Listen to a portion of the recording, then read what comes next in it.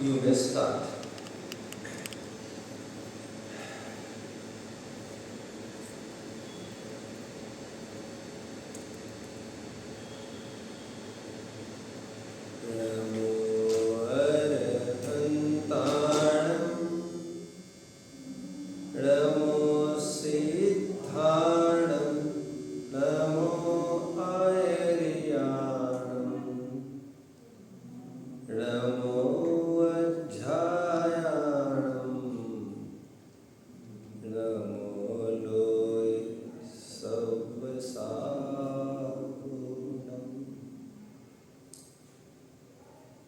चारों योग के किसी भी ग्रंथ का कोई भी बिंदु हो पूछ सकते हैं।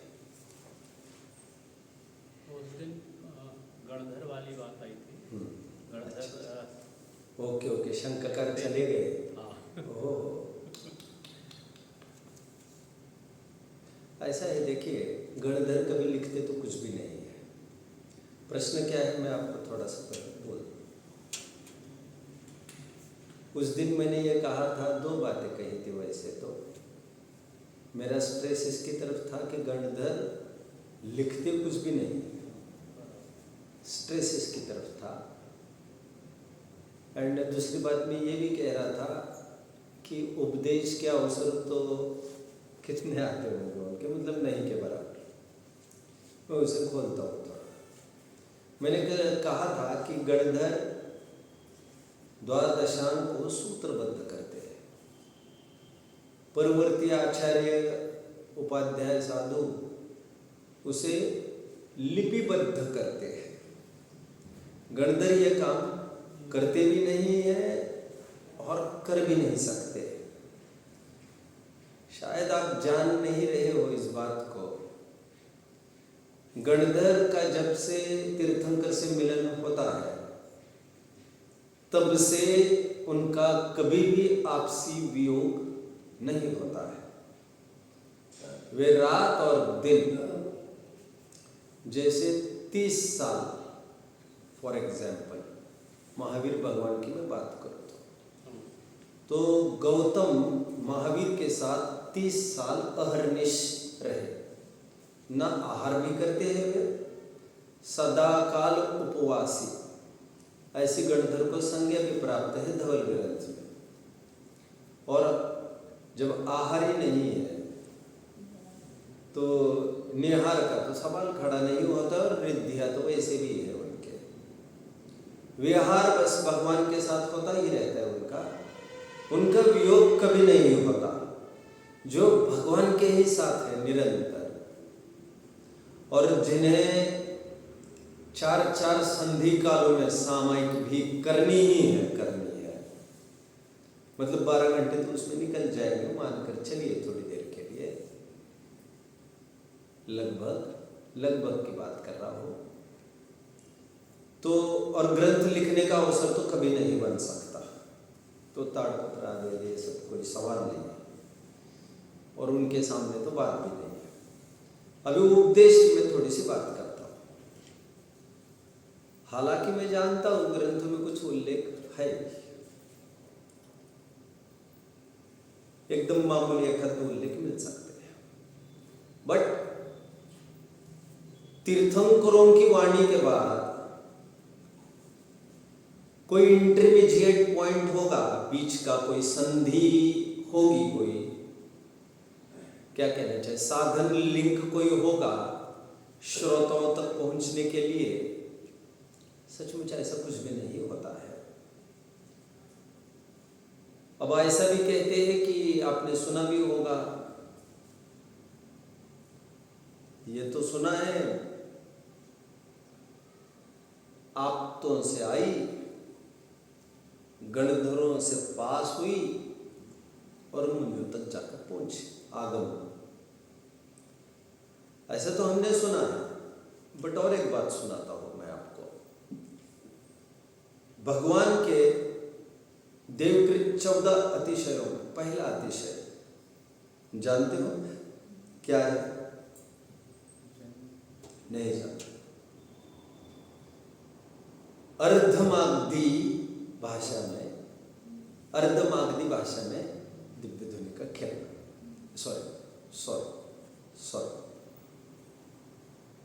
दिव्य ध्वनि अर्धमागधी रूप घिरना।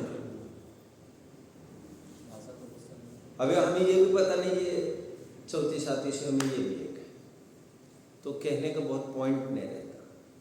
जो चीज़ें या ख्याल में है उसका खुलासा हो भी सकता है। अर्धमागधी के साथ में भाषा शब्द का प्रयोग किया, वो बिल्कुल गलती से किया, और कहना ये चाह रहा था, लोग इसको भाषा के साथ जोड़ देते हैं, और कहा भी है तो मैं उसको ठीक भी कर रहा हूँ। एक्चुअली क्या होता है, जब ऐसा आया है, अर्धमागधी कोई पर्टिकुलर भाषा विशेष नहीं, क्योंकि भगवान जब तय हुआ है, भगवान निरक्षरी ही बोलेंगे, और भाषा का की संभावना अक्षरात्मक में ही हुआ करती है। जब यह तय हो चुका है तब अब अर्धमागधी भाषा का काम क्या हुआ? जो प्रचलित अर्धमागधी भाषा है,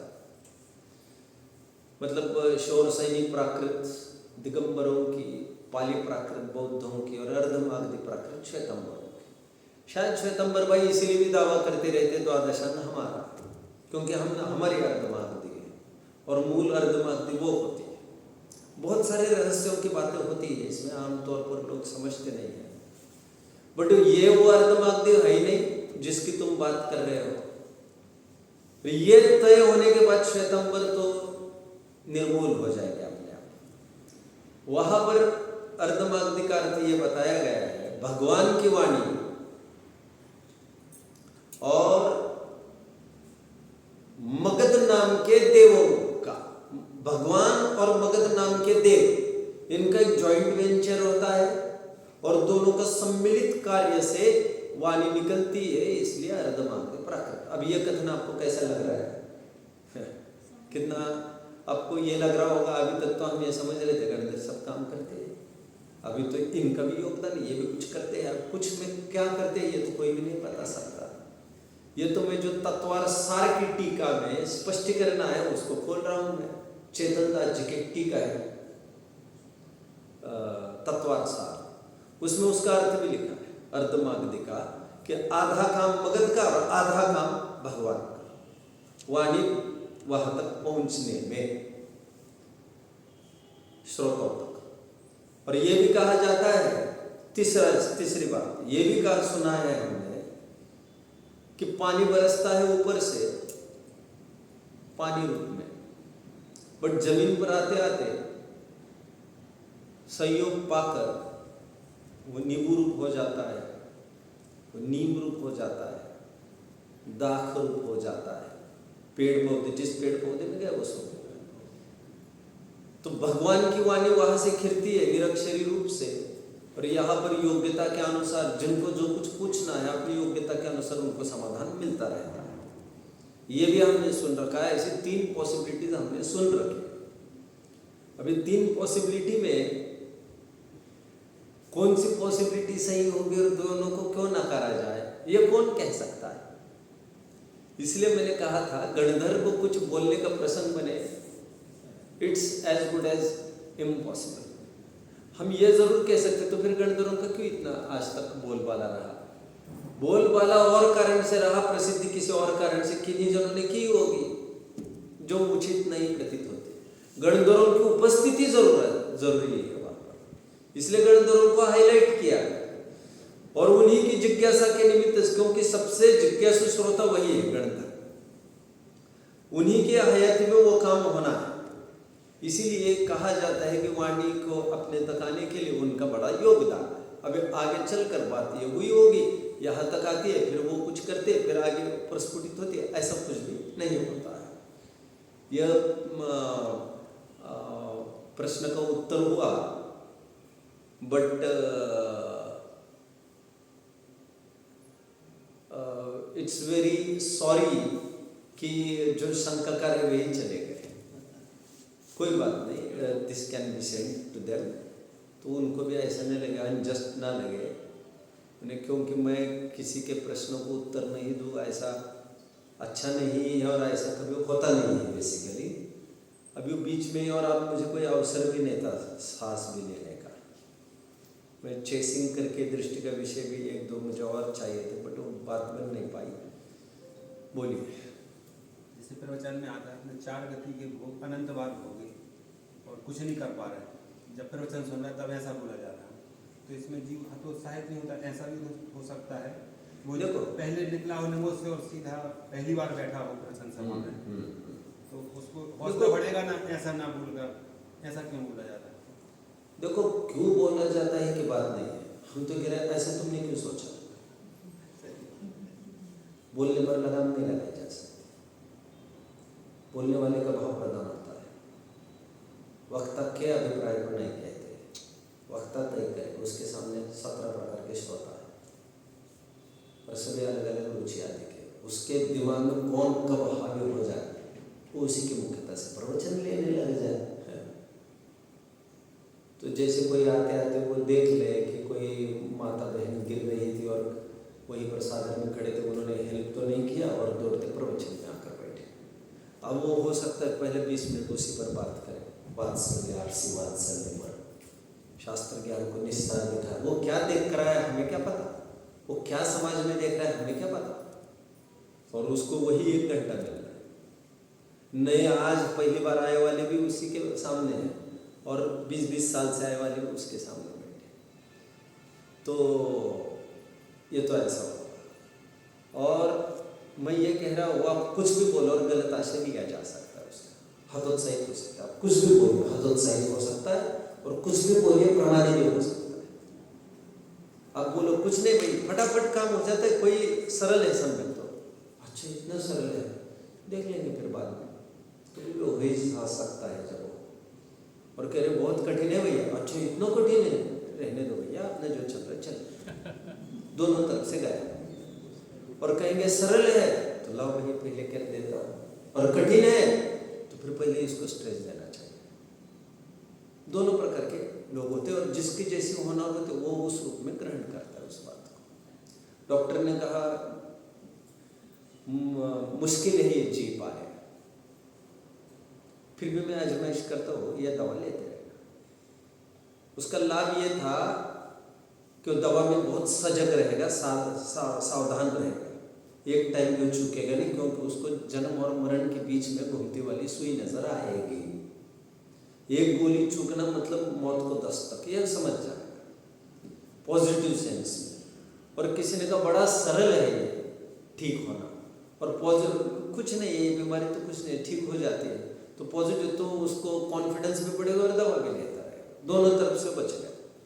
अभी जो जिसको मरना है फिर इतना कठिन, इतना वो हाय खाकर मर सकता है, कॉन्फिडेंस का सवाल ही नहीं उसके। जब मरना ही है आदमी उसको पहले अटैक से मर जाएगा, और आदमी झुल झुल के जल्दी मरता है, शारीरिक स्थितियों से जल्दी नहीं मर सकता। सड़गल जाए तो बहुत टाइम लगता है मरने में, झुल के फटाफट मर जाता है। डिप्रेशन, ब्रेन हेमरेज वगैरह सब उसी के फल है।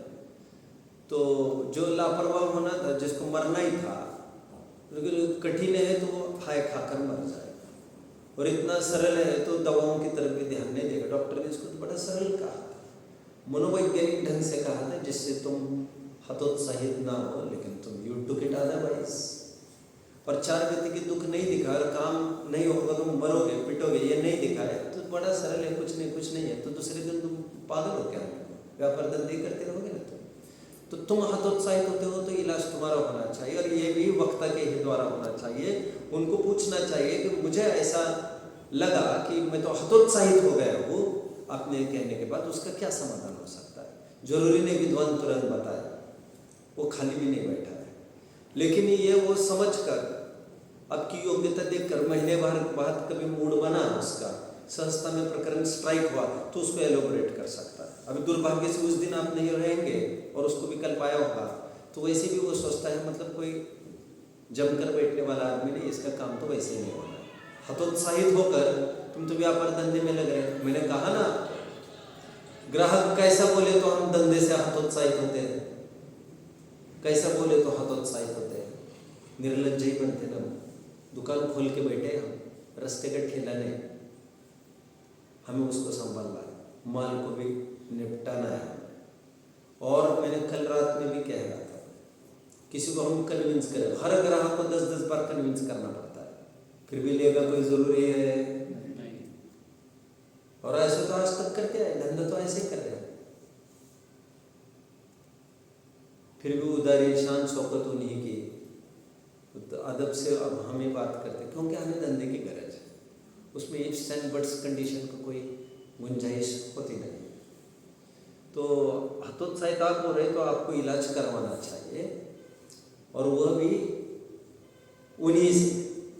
डॉक्टर की मेडिसिन लेकर आपको रिएक्शन हो जाए तो डॉक्टर को रिपोर्ट करना चाहिए। अच्छा, डॉक्टर कहेगा मतलब तुम्हारे में कोई कमी, क्योंकि तुम हम पहले कह रहे थे जांच करा के आओ, तुमने 1.5 लाख लगाए पैसे तो खर्च करे, तो तुम तो जांच करके आए नहीं, हमें पता था नहीं तुम्हें एलर्जी है। अभी ये दवा तुम्हें उल्टी असर कर गई जो सैकड़ों जनों को नहीं की है। अभी हमें तुम्हें थोड़ा सा विशेष करना पड़ेगा, दवाइयाँ चेंज करनी पड़ेगी। अब डॉक्टर के नाम पर गाली ठोकते रहोगे या लाभ नहीं हुआ, तो उससे तो और कोई डॉक्टर ठीक तो नहीं करेगा, क्योंकि ये नामी डॉक्टर है। मैं उन्हीं की बात कर रहा हूँ, सभी विद्वान में जान तो एक सरीके नहीं हुआ करते हैं, लेकिन जो नस्ल का होगा विद्वान वो तो उसको तो संभाल कर ही चलना पड़ेगा आपको, और उसके जैसी कला आप कहीं से डिराइव नहीं कर सकेंगे। तो हतोत्साहित तुम हो रहे हो, तुमने और किसी विद्वान को जाकर कहा, पब्लिक को कहा, तो वे कदाचित ये कह सकते आपकी राग में राग मिला सकते हैं, लेकिन मरोगे तुम। और फिर दूसरा विद्वान ये मतलब कोई ये कह सकता है ऐसा कुछ नहीं, ये नहीं, वो नहीं, तो वो कोई इश्यू नहीं हुआ। मतलब मुझे ये कहना है, एक विश्वास स्थापित करके हमको वही विषय समाधान की खोज करना चाहिए। हमें कुछ तकलीफ हुई है तो दोष हमारा है, जनवानी का नहीं है, क्योंकि वो जो बोल रहा है वो जनवानी का अंश है। ये तो आप वहां पर भी पढ़ ही सकते थे जो वक्ता ने नहीं कहा, तो ग्रंथों में भी मिल जाएगी, चहुगति दुख जीव भरे, तो वहां से भी पढ़ सकते थे आप। हतोत्साहित तो वहां से भी हो सकते आप। बोधि दुर्लभ भावना, हतोत्साहित वहां से भी हो सकते आप, इतना कठिन है आगे। तो हतोत्साहित होने के लिए क्या है, आपके होनहार नहीं होते, या तो हतोत्साहित होंगे या तो आलसी निवृत्ति नहीं होंगे, तो ही उपाय हो सकते हैं। इससे हमारे होनहार पता चल सकते हैं। बोलिए। गणधर देव को आहार नहीं होता है तो फिर उनकी देह की स्थिति कैसी रहेगी, क्योंकि उनका औदार्य शरीर थोड़ा है। सरल समाधान इसका, जैसे भगवान के शरीर बना रहता है। नौकर्म परमाणुओं का नौकर्म परमाणुओं का नौकर्म आहार होता रहेगा, क्योंकि हीनादिक रूप से वे भी 63 रिद्धियों के दाही हैं। 63, बस केवल ज्ञान की कमी हो, तो मुश्किलें तो कुछ भी नहीं। हाँ बोलो। अपना जैन भूगोल बहुत विस्तृत है, लेकिन वो साइंस के साथ तो बिल्कुल भी मैच नहीं होता है। जैसे मून वगैरह की लैंडिंग अपन फिर भी थोड़ा ऐसा सोचते हैं कि उन कंट्रीज ने देख करी होगी, लेकिन अर्थ को तो जैसे स्पेस में अलग अलग कंट्रीज इतनी बार गई और अर्थ हमेशा गोल ही दिखाते हैं ऐसा, तो वो कैसे? कौन दिखाते हैं? जितनी भी अब जैसे स्पेस में तो बहुत सारी कंट्रीज गई हैं, अभी हाँ। इंडिया भी गया, यूएस, यूके सब गए, सब तो जिन सबका देखो रिप्रेजेंटेशन। ऐसा है, भौगोलिक फैक्टर में मैंने घुसने की कोशिश की थी, मुझे ना लॉजिक्स तो वहाँ कुछ वर्क ही नहीं करते, ज़्यादा नहीं वर्क करते, और तालमेल बैठता नहीं, परीक्षा कर सकते नहीं। लॉजिक्स थोड़े बहुत काम करते हैं, परीक्षा कर सकते नहीं, प्रत्यक्ष होता नहीं। तुम लोग उस फील्ड में थोड़ा पैसिव, मतलब मैं ज़्यादा उलझता नहीं हूँ उसमें, मैंने पढ़ा काफ़ी है, बट कोई सॉल्यूशन निकलेगा नहीं, माथा मारने से काम बनेगा नहीं। तो वैसे तो मैं यहाँ तक लेख भी पढ़े, एकदम प्राचीन मतलब जगन मोहन लाल जी कटने का एक लेख भी है, जो चंद्रमा पर जाने की भी असंभावना नहीं दिखा रहे, यानी कुछ भी असंभव वहाँ पर भी गए सिद्ध कर करके दिखा रहे। अभी ठीक है, मैं ज़्यादा उलझना नहीं चाहता उसमें, तो गोल और चपटी में ज़्यादा आपको गोल चपटे का चाहिए तो सहजानंद वर्णी जी के तत्वार सूत्र पर प्रवचन है चौथे अध्याय के। उसके प्रारंभ में उन्होंने काफ़ी सिद्धि की है विविध बिंदुओं से कि गोल मानने में कितनी दिक्कतें आ सकती हैं। तो इस प्रकार सपाट मानना चाहिए। इस फिर से नाम बताइए किनके? सहजानंद वर्णी आपको कहीं मिलेगा नहीं ये पुस्तक। तत्वार सूत्र के प्रवचन आपको एकदम पुराना विद्वान होगा जिसको रोग नहीं हुआ, रोग नहीं समझ में आ रहा,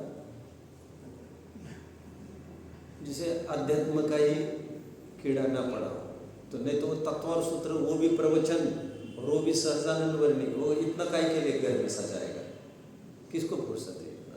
कहेगा अध्यात्म करो, काम निकालो। तो कोई ऐसा विद्वान होगा जो खूब अध्ययन चल रहा होगा हर विषयों में, तो उनके यहाँ मिल सकता है। सहजानंद वर्णी जी के तत्वार सूत्र पर प्रवचन है जो अभी कहीं अवेलेबल होते हैं। सहजानंद वर्णी के प्रवचन कहीं अवेलेबल नहीं होते हैं। उन्होंने 105 ग्रंथों पर प्रवचन किए अपने हयात में, जो अपने आप में अद्भुत है, और केवल 5 विषयों पर प्रवचन उपलब्ध है आज। और बाकी के ना छपाई करते हैं ना होती भी है। कोई ऑफर भी करे तो कोई इंटरेस्टेड नहीं है, उनके कोई वैसे फॉलोअर्स रहे नहीं पीछे जो प्रोपोगेट कर सके उसको, तो एक प्रकार से नष्ट होगा। तो उन्होंने काफ़ी सिद्धि की उसकी, मेरे पास एक कॉपी है वैसे। मुझे कभी टाइम मिलेगा, ध्यान रहेगा तो I will try sending you. अभी 1 महीना तो मैं थोड़ा व्यस्त रहूँगा, एक शिविर है तो मुझे उसमें लग जाना है तुरंत, चुस्त विषय है थोड़ा, तो उसके बाद याद रहूँगा, रहेगा तो देखो सोचो बोलो। जैसे नमो कार्बंद पढ़ते हैं पंडित साहब, हाँ, नमो कार्बंद पढ़ते हैं और आंख बंद करके प्रतिमा जी को स्मरण करें, तो दोनों में क्या सर्वश्रेष्ठ है? मेरा ध्यान डाइवर्टेड था, बोलिए। नमो कार्बंद पढ़ते हैं और एक तरफ आंखें बंद करके अपन प्रतिमा को स्मरण करना, नमो कार्बंद नहीं पढ़े, हाँ, दोनों में क्या सर्वोत्कृष्ट है? ये भी आप ही तय करेंगे, आपके परिणाम तय करेंगे। जैसे 9 बार नमो कार्बंद बोला जिनवाणी के बाद, 9 बार पढ़ने का टाइम नहीं है, जल्दबाजी होती है, कोई नहीं पढ़ पाता और जयकारा बन जाती, हाँ, तो उसको अपन 60 रूप में क्या? आप सीधा ये प्रश्न आपको चाहिए था पूछना, शास्त्र सभा के बाद कायोत्सर्ग होता है, उसमें क्या करना चाहिए? हाँ, ये प्रश्न है कि आपका, क्या है उसमें? हाँ, आपका प्रश्न ये है क्या? अभी कितना बदल गया? आप कह रहे तो आप क्या करते हैं, आपका पर्सनल लाइफस्टाइल है, क्या करना चाहिए उसका? अरे सुनो तो बता ही तो रहा हो, जी जी रिजेक्ट करते हो। मैं अभी दूसरा प्रश्न भी हैंडल नहीं कर रहा, अभी को मैं देख रहा हूँ। मैं ये कह रहा हूँ प्रश्न ऐसा क्लियर कट होना चाहिए। मैं विद्यार्थी भी प्रश्न पूछते हैं तो मैं प्रश्न को भी पहले ठीक कर लगा दूँ। मैं ये कहता हूँ प्रेजेंटेशन भी अपना क्लियर चाहिए, भाव पढ़ सकता है सामने वाला यदि आर्टिस्ट होगा तो, बट प्रेजेंटेशन भी आपका प्रॉपर होना चाहिए। आपको ये चाहिए कि सभा के बाद जो होता है उसमें क्या करना चाहिए, तो ये टोटली अलग उत्तर मिलेगा। आपके पर्सनल लाइफस्टाइल का तो एकदम ही अलग उत्तर मिलेगा आपको। पर्सनली तो आपके परिणाम तय करेंगे। कबीर को किसी ने पूछा, कहा कि तुम इस तरफ पैर करके सो रहे हो, सुना होगा, इस तरफ तो मस्जिद पड़ती है। ठीक है भैया, उसने कहा मेरे पैर तुम ही उस दिशा में कर दो जहां पर मस्जिद नहीं है, तुम करो। और तुम मूर्ख को वही मस्जिद दिखती है, हमको तो सर्वत्र वही दिखता है। इतनी तो अकल रखते हो तुम। एक दूसरी बात, कबीर ने जीवन पूरा काशी में निकाला, पूरा लाइफ, और उन्होंने कहीं से पढ़ लिया कि काशी में मरण होने वालों का निर्वाण होता है और मगहर से मरने वालों का दुर्गति होती है, अटक है।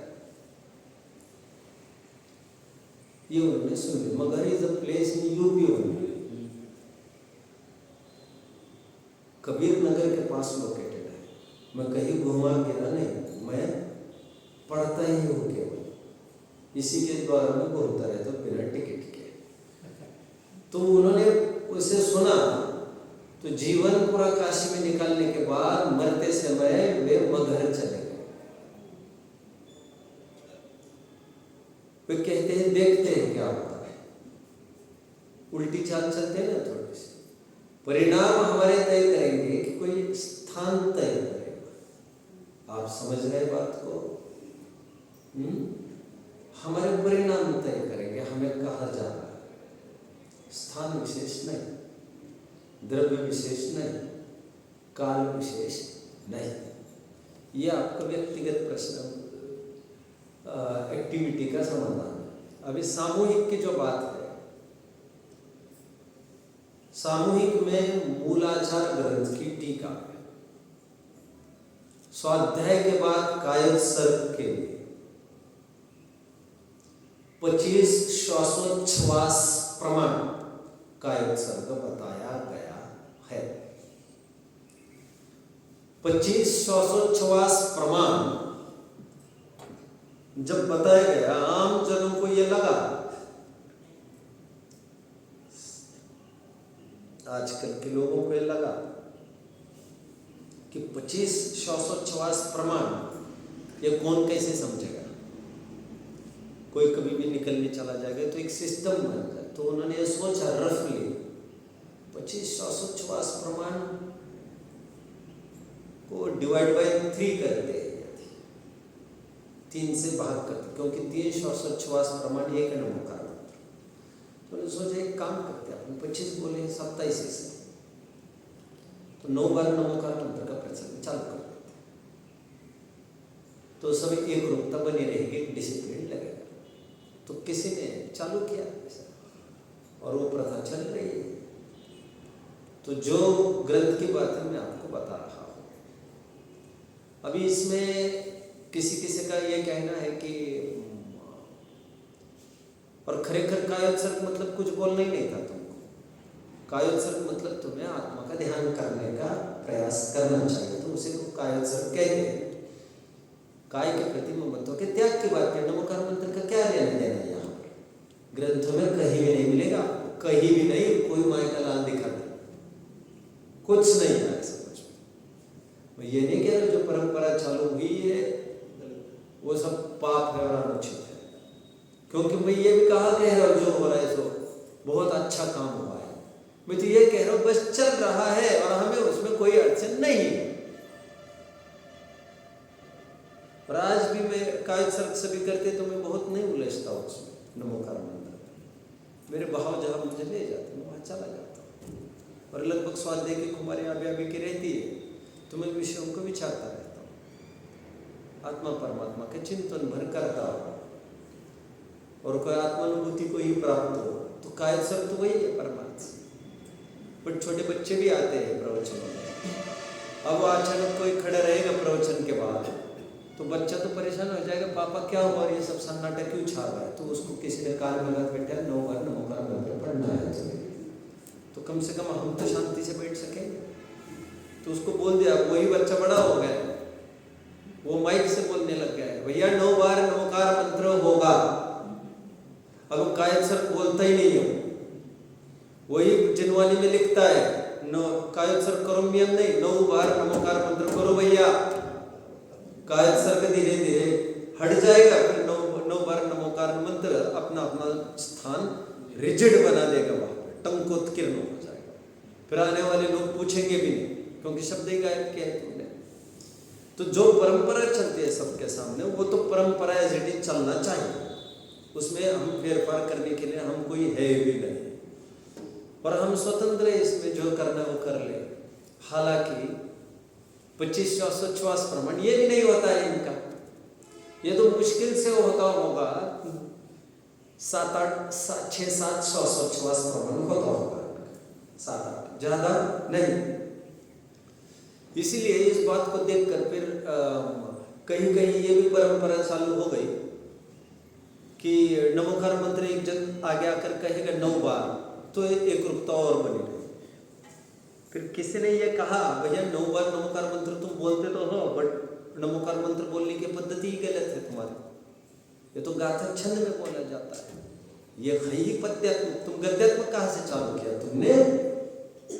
ये तो तुमको बोलोगे जब भी चिंतन करने में तो ना गद्य आ रहा है ना पद्य आ रहा है, लेकिन जब बोलोगे तो तुमको स्ट्रिक्टली वो बोल के पद्य में ही होना चाहिए थी वो चीज, तो तुम ऐसे कैसे निपटा लिए तुरंत? और जब नमोकार मंत्र 3 श्वास में एक बार कहा है, ऐसा होता है, फिर तो तुम मैच नहीं कर पाओगे। तो किसी ने ये कहा भैया एक काम करो, 9 बार करने के बजाय तुम 3 बार करो, लेकिन तुम उतने ही अंतराल लेकर करो। तो वो परंपरा भी कहीं चालू हो गई है। मैं किसी पर कोई टिप्पण न करके मैं ये कह रहा हूँ, सब अपने अपने स्थान पर ठीक है। नमोकार मंत्र के बाद न 3 बार पढ़ना कि 9 बार पढ़ना का झगड़ा कहाँ है? पढ़ना कि नहीं पढ़ना, यहाँ से झगड़ा चालू हो जाएगा।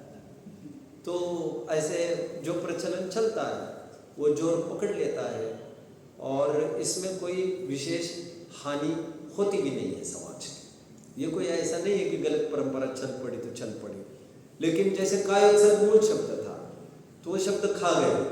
अब आगामी पीढ़ी को तुम अच्छी चीज दे न पाओगे, तुम उसको क्रियाकांडी बनाने का पूरा प्रयास कर रहे, क्योंकि वो कायोत्सर्ग था, वो कोई बोलना पढ़ना रटना था भी नहीं वो, तो ऐसा वो होता है।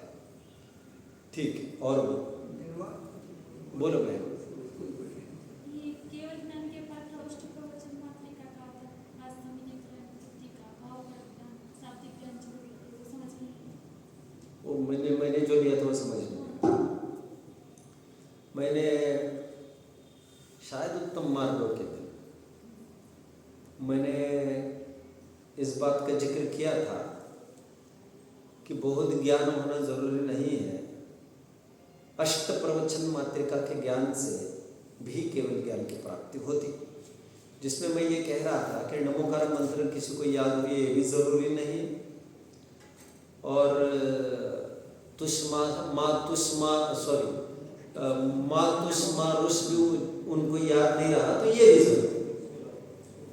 तो मैं ये कह रहा था कि अष्ट प्रवचन मात्रिका का ज्ञान पर्याप्त है। ये आपको मिलेगा द्रव्य संग्रह के समापन में, टीका में, शायद मैंने उस दिन उल्लेख जरूर किया होगा।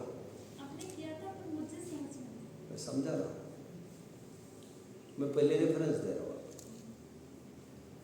तो अष्ट प्रवचन मात्रिका का वहाँ you can collect information from that. 8 प्रवचन Matrika, Matrika is a mother, माँ, माँ पैदा करती है, पालती पोसती है, बड़ी करती है। जो प्रवचन के तो कई अर्थ हो सकते हैं। प्रवचन का अर्थ यदि केवल ज्ञान लेते हो तो केवल ज्ञान की उत्पत्ति का यह कारण मां है। ये 8 बातें, 5 गुप्ती और 3 गुप्ती और 5 समिति का भावपरक ज्ञान, वहां पर तो इतना भी डिटेल नहीं लिखा होगा, वहां पर केवल ज्ञान इतना लिखा होगा, तो उसका भी भावपरक ज्ञान, शाब्दिक ज्ञान कुछ भी जरूरी नहीं है आपको। तो उतना आशय ख्याल में आया, और आशय मतलब भी क्या कि मुझे चलना है, तो बाय सेल्फ ये भाव आया। मुनि अवस्था में 28 मूलगुण पढ़े नहीं, किसी से सीखे नहीं, कोई योग बना नहीं, तब क्या वो मुनि बन नहीं सकता? क्या मुनि होना विरक्ति तय करेगी, शास्त्रीय परिवेश, और 28 मूलगुण आज पढ़ाए जा रहे, क्या जरूरी है कि पहले पढ़ाए जाते थे? ये इसी पंचम काल की उपज है। ये जब शिथिलता आने लगते तो समझाने लगते हैं, इसे कौन किसको क्या कहता था। तो समझ इतनी बड़ी शिक्षक है, वो अपने आप समझाती रहती है। तो मूल तो 5 ही व्रत कहे थे, 5 महाव्रत। लोग वायलेट करने लगे रूल्स, तो पंच महाव्रत के साथ 23 शील व्रत भी कहने पड़े। भैया इनको तो पालो तभी तो इनकी रक्षा होगी। आप समझ रहे हैं मेरी बात को? तो जैसे फॉर एग्जाम्पल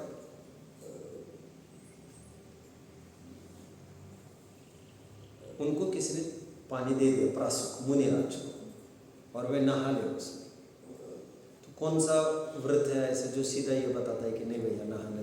तो लोग रास्ते निकालते हैं, फिर जैसे आहार में ये मिला वैसे ये मिला, तो ये परिग्रह तो मुआ नहीं कहते, और अच्छित है तो हमने नहा लिया, उसमें क्या हुआ? तो ये स्पेसिफाई करना पड़ा। तो लोगों की बुद्धि मंद होती देखकर स्पेसिफाई किए जाते बाकी की चीज़ें। तो एक टाइम ऐसे भी रहता है जब कुछ भी ज्ञान नहीं, शाब्दिक, लेकिन इतना समझ में आता है उनको, मुझे चलना है तो मैं चल कर देख कर ही चलूँगा, इरियासी बात करना है तो कम ही बात करूँगा, टाइम है कहाँ हमें समझाने करने में, और मैं उत्तेजना में क्यों समझाऊँ किसी बात को? मानना हो माने, नहीं मानो तुम तुम्हारे देख। तो इसी को फिर आगामी आने वाली परंपराएं शब्दबद्ध कर देते हैं कि ये समिति भैया इसको पालना चाहिए, तो ऐसा कहने लगती है। तो इसे कहते हैं अष्ट प्रवचन माध्यिका। कुछ समझ में आ रहा है? अर्थ दूसरा, अर्थ कहीं मिलेगा नहीं वैसे इसका, ये मैं ही बता रहा हूँ आपको, और ये जो अभी अर्थ बताइए पहली बार बताया मैंने, दूसरा अर्थ मैं जनरली करता हूँ जो अभी बता रहा हूँ। अष्ट प्रवचन मात्रिका, संपूर्ण प्रवचन मतलब जिनवाणी, तो समस्त जिनवाणी का सार की माता, ये 8 चीजें है बहुप्रज्ञा, इसे कहते हैं अष्ट प्रवचन मात्रिका। शायद तत्व और सूत्र की टीका में भी you may come across this word, Sarvarthasiddhi की टीका शायद। चलो और कोई प्रश्न हो तो पूछ सकते। जिनवाणी माता की वाणी जो हर जीव को अपनी योग्यता के अनुसार ग्रहण होती है। हाँ भाव भाषण जरूर होता है मगर वो कह नहीं पाता, समझ नहीं पाता। हाँ, तो उसके लिए क्या विचार विमर्श करेंगे? अब 2 बातें कहते जा तो रहे अपनी अपनी योग्यता से करती है।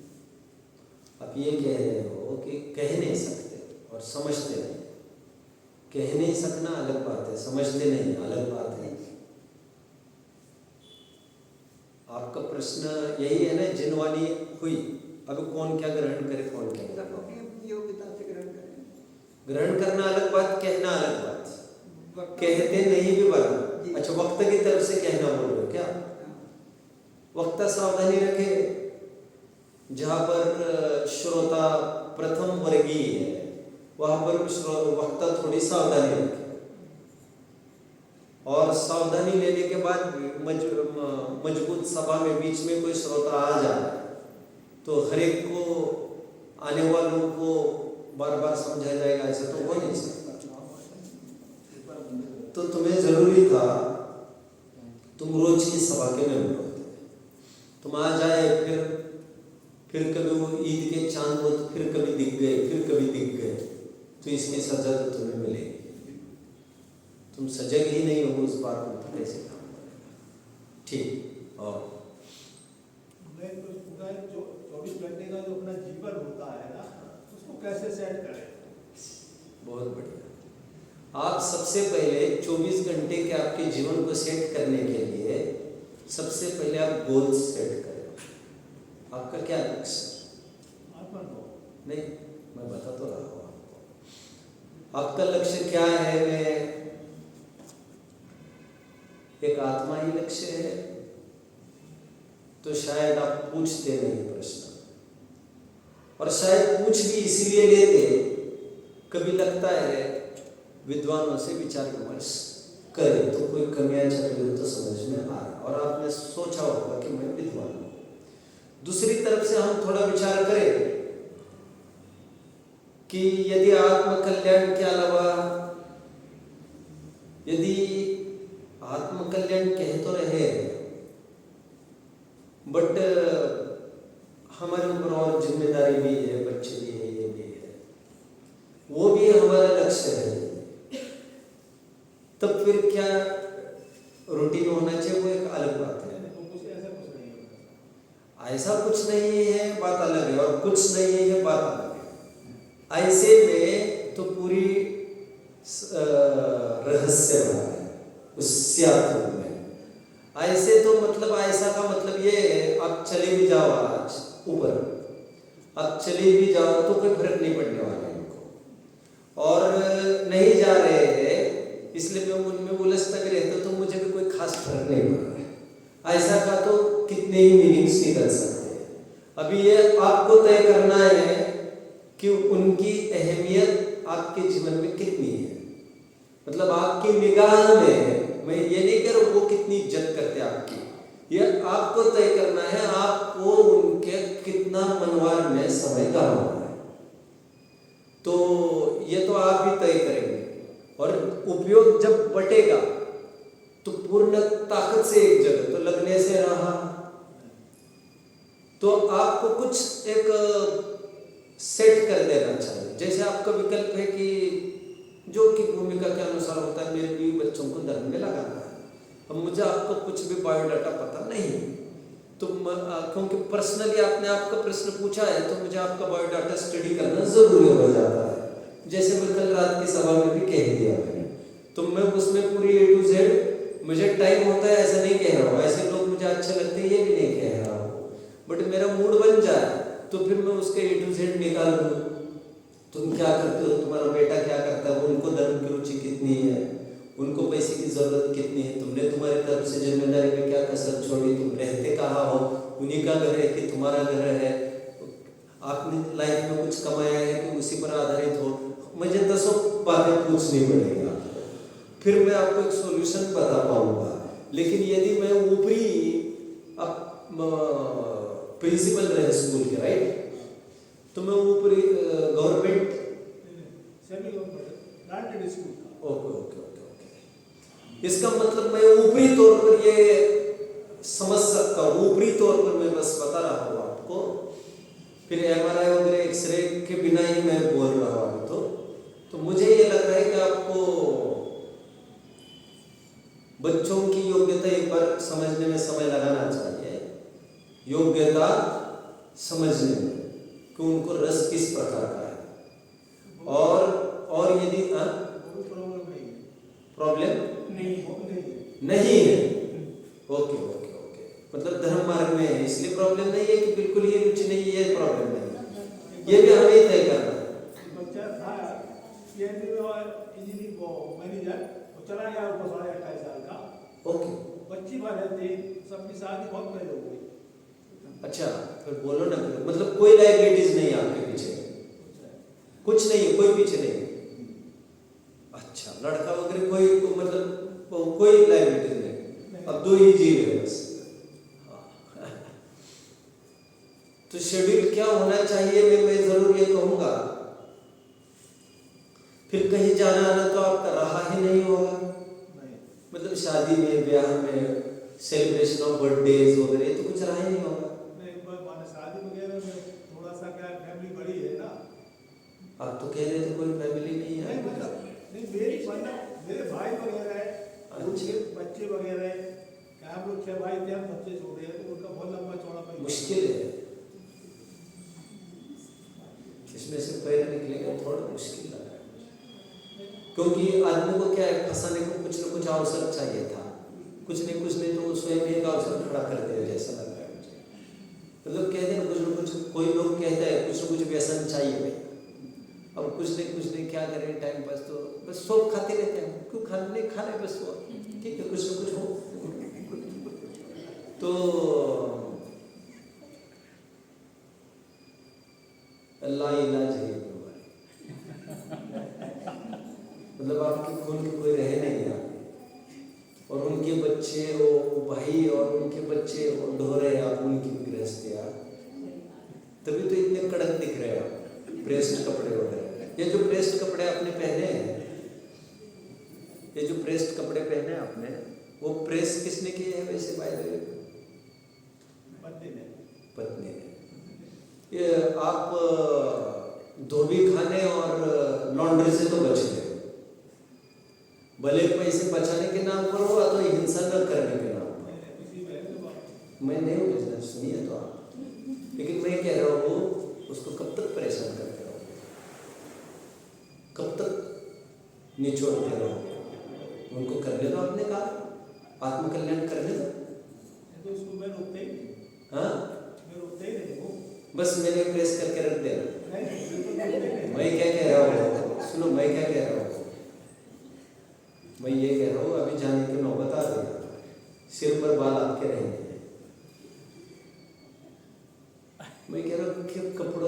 चीज टिका कर आप क्या सिद्ध करना चाहते हैं?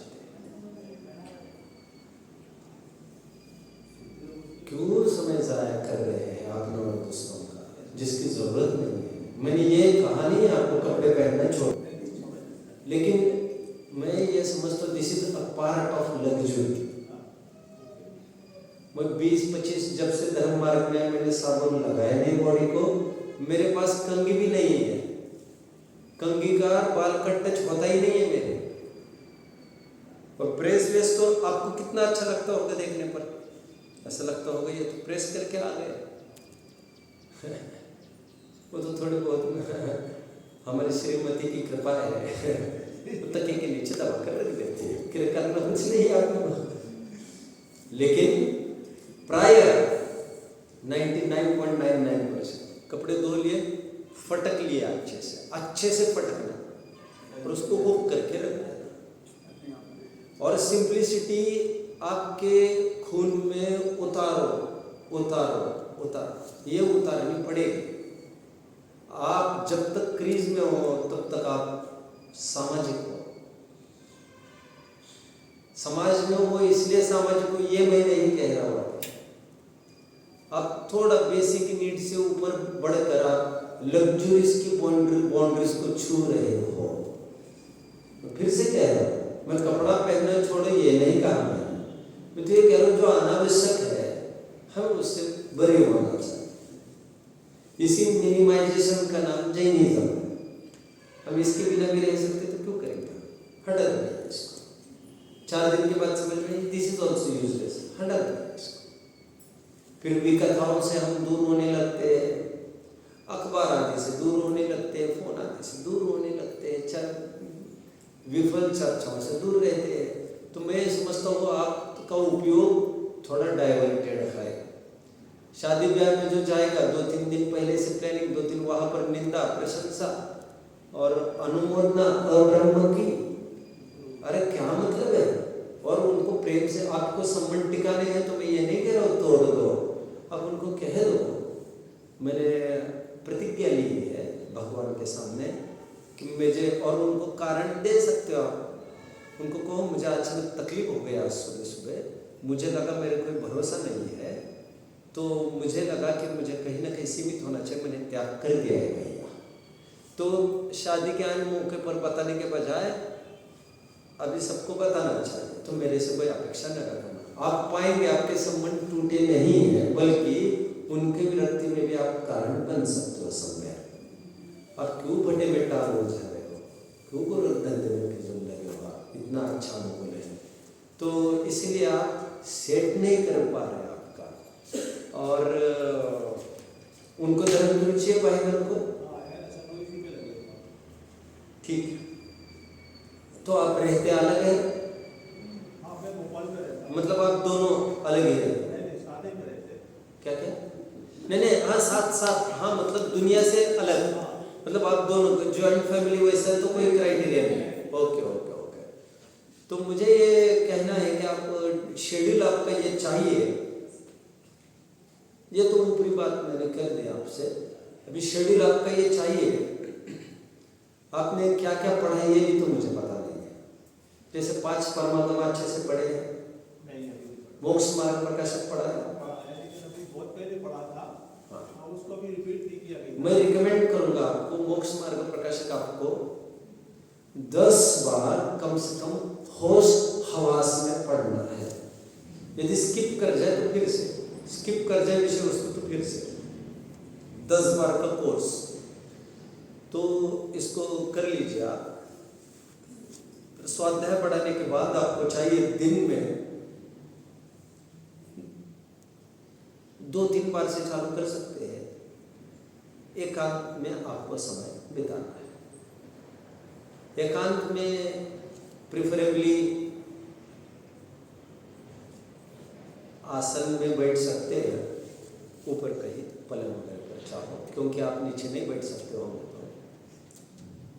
प्रिफरेबली नासाग्र दृष्टि में, जिसे मेडिटेशन की मुद्रा कहते हैं, सामायिक की मुद्रा कहते हैं, जिसमें बुद्धिपूर्वक आपको 12 भावनाओं को चिंतन करना है, आत्मा परमात्मा का चिंतन करना है और आत्मा का क्या सार निकला आज के दिन, मैंने एक कदम किस दिशा में बढ़ाया और वो कितना कारगर रहा। ये सेल्फ एनालिसिस जिसे मैं सामयिक कह रहा हूँ, वो समय ज़रूर आपको देना चाहिए। यदि वो नहीं होता है तो पढ़ना आपका बहुत कारगर नहीं होगा। तो आपके एज में और आपके हालत में, कंडीशन में आपको ये करना चाहिए, you should be fully devoted. फिर आपको ये चाहिए 2 घंटे, 1-2 घंटे दिन में ऐसे निकालें जिसमें हम कुछ पढ़ेंगे तो नहीं, ना सुनेंगे भी कुछ खास, मतलब मन लगा काम से हम 1-2 घंटा भक्ति पाठ के लिए लगा देंगे, जिसमें जैसे से छेड़ा। भक्ति पाठ में तो सब आता है, खैर भक्ति पाठ में तो बड़े पंडित जी साहब की रचनाएं भी शामिल है। तो उसमें मैं ये चाह रहा हूँ कि फिर ग्रंथों का भी पाठ जो वैराग्य पर हो, छेड़ा जो मैंने आपको कहा, निर्झर वगैरह वैराग्य भावनाएं, कई 7-8-12 भावनाएं अलग अलग प्रकार के, इनको आप निरंतर फेरते रहे और फिर न इस दृष्टि से कि मुझे याद हो जाए, हाँ?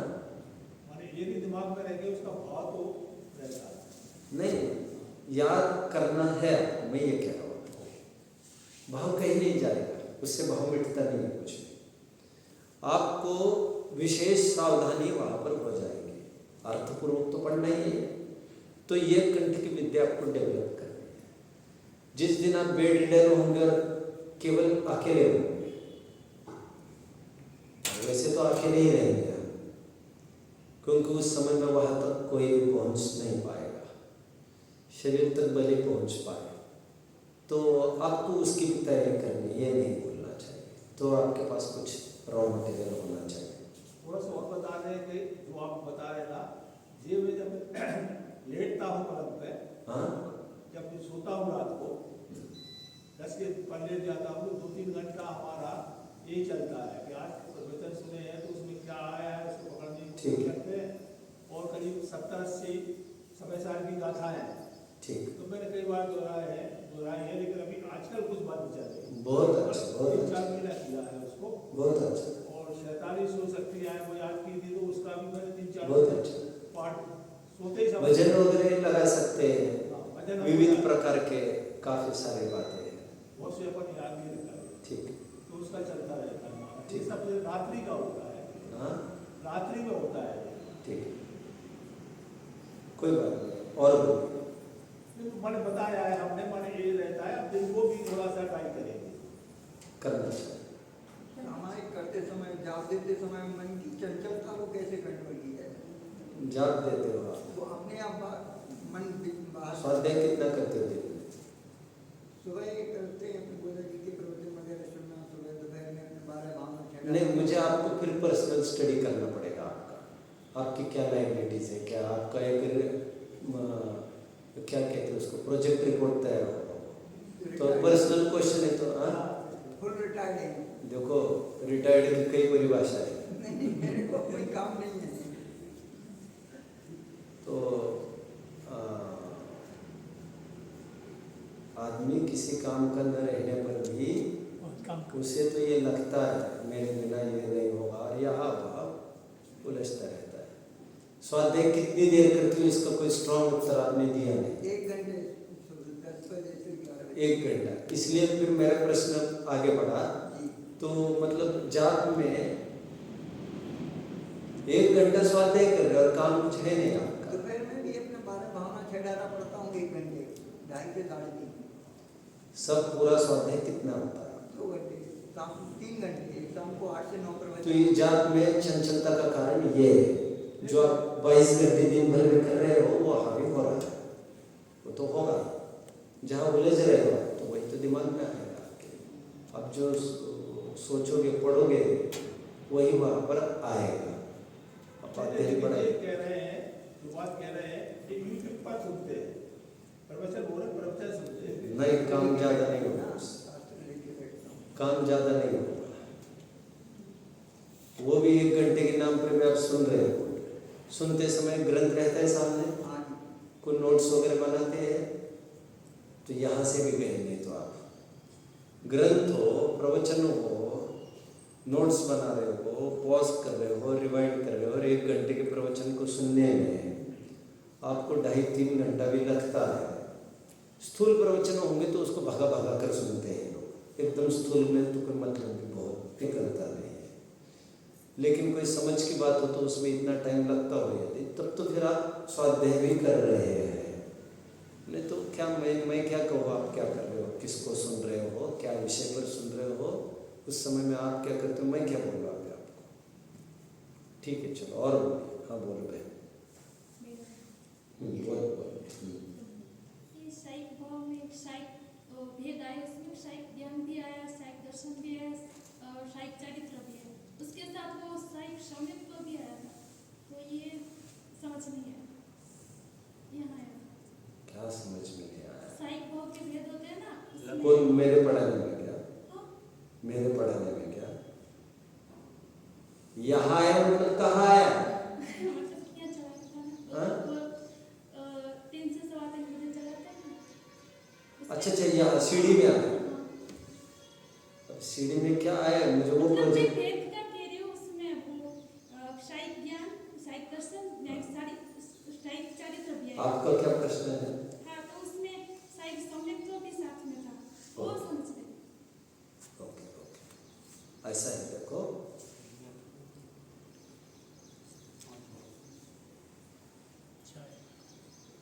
भगवान के अरहंतों के 4 घाती कर्मों का अभाव होता है, वहाँ पर अनंत चतुष्टय प्रकट होता है। बात एक ध्यान से सुनना। मैं अनंत चतुष्टय की बात करने के मूड में नहीं, मैं केवल मोहनीय कर्म के अभाव में आनंद सुख प्रकट करता है। राइट? जब हम सिद्धों में बात करते हैं तो मोहनीय के अभाव में हम केवल सम्यक तो कहते हैं। वो इसीलिए क्योंकि सुख यहाँ पर भी कह बैठेंगे तो अव्यवहार तो वैसे ही कह दिया अव्यवहार सुख, तो वही बात रिपीट हो जाएगी। तो मोहनीय के अभाव में क्या रखना के रूप में फिर क्षायिक सम्यक्तों को रखा गया है। समझ रहे हैं अभी? क्योंकि मोहनीय इज इक्वल टू दर्शन मोह चारित्र, तो दर्शन मोह को स्ट्रेस देकर क्षायिक सम्यक्त तो कहना पड़ा। वैसे और समझा सकता हूँ जो और खुलेगा, बट आपका समाधान होता सा दिख रहा है, छोड़ दीजिए। चलिए बोलो। और अब मुझे लग रहा है बस हो गया। हाँ, मतलब आपकी तरफ देख कर मैं बोल रहा हूँ। मैं तो थोड़ा सा एक और है। हाँ बोलिए ना, मैं तो आपके पीछे बस बोल रहा हूँ। क्या नहीं है? नहीं, मैं तो मेरा जाप में बिल्कुल मन नहीं लगता है, किसमें? जाप करने में। अच्छा, जाप को बैठते हैं ना, वो ज़्यादा मुझको ज़्यादा अच्छा नहीं लगता है। तो मुश्किल से करते होंगे, हाँ तो जाप मुश्किल से करते होंगे, ठीक है। ऐसा तो क्या ये गलत करते हैं क्या हम?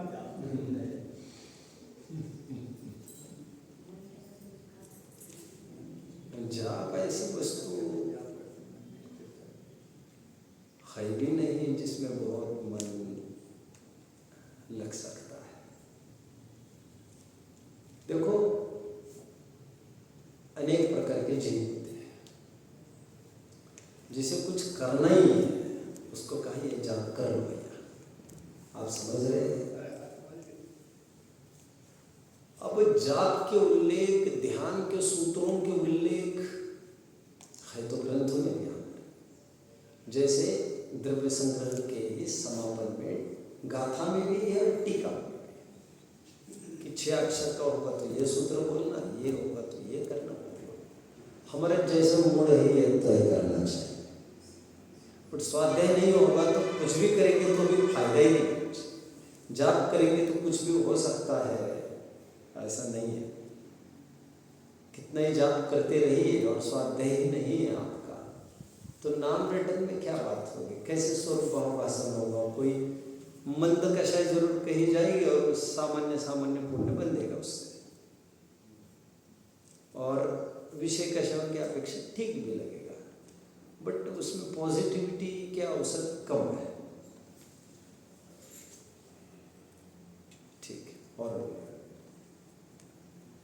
नहीं, बस एक और दो ऐसा होता है सामयिक, जो मैं बार बार कह रहा हूँ, सामयिक का अर्थ जाप नहीं। समझ गए। माला से कोई लेना देना नहीं सामयिक का, बल्कि माल हाथ में ली और आपकी सामयिक गई। आपने ये चालू किया, आपके सामयिक टूट गए। नमो अरिहंता नमो करे क्या, आपने केवल वो चालू किया, वो मशीन, सामयिक टूटी। सामयिक मतलब जाप नहीं। जाप आज साधारण, अब क्या बताऊँ मैं, जिनका स्वाध्याय भी नहीं रहे वो करते रहते ये सब धंधे। 2 माला, 3 माला, 4 माला, 5 माला। मेरे 5 माला का नहीं, धड़ाधड़ धड़ाधड़ धड़ाधड़ धड़ाधड़। अब क्या निकलेगा इसमें से? हाँ, सामायिक पाठ में तो क्या पढ़ना चाहिए क्या? सामयिक पाठ में पढ़ा नहीं जाता। मैंने आंखें नासागर मतलब लगभग बंद करने की बात कही है। उसमें पढ़ा नहीं जाता, ना सुना जाता है कुछ। उसमें अपने साथ रहने की कोशिश की जाती है। जो दिन भर पढ़ा सुना है उसका मनन मंथन चलता रहता है। चलिए और बोल। परिणामिक भाव सब द्रव्य में होता है। हाँ, परिणामिक भाव सब द्रव्य में होता है, ऐसा आया था तो पारिणामिक भाव। हाँ होता है। तो ये समझ नहीं आया। स्वभाव को परिणामिक भाव कहते हैं। कोई भी द्रव्य स्वभाव के बिना होता ही नहीं है। द्रव्य है तो चतुष्टयात्मक है, द्रव्य क्षेत्र का भाव, तो उसका स्वभाव भी होता है, तो उसका स्वभाव भी परिणामिक भाव कहा जाता है। गेटिंग? स्वभाव मतलब परिणामिक भाव। ठीक है। तो सभी द्रव्यों में पाया जाता है। जैसे उद्गल का परिणामिक भाव स्पर्श रस, ऐसा ये। ठीक है। और ठीक है। ओम।